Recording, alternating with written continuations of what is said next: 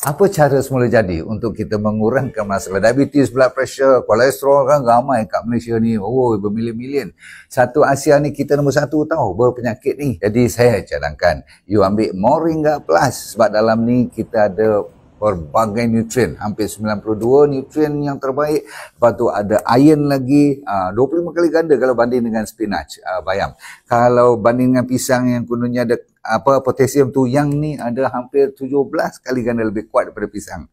Apalagi nak susu, tak payah minum, dia ada 17 kali ganda kalsium. Orange dia ada 7 kali ganda vitamin C. Yeast, tak lagi yang cari vitamin B tu, dia ada 7 kali ganda lebih kuat. Jadi dah cukup. Dah tambah pula dengan pegaga lagi, cun gila. Jadi yang penting ialah you kena ambil yang original. Ini masalahnya. You kena cari yang original daripada DND.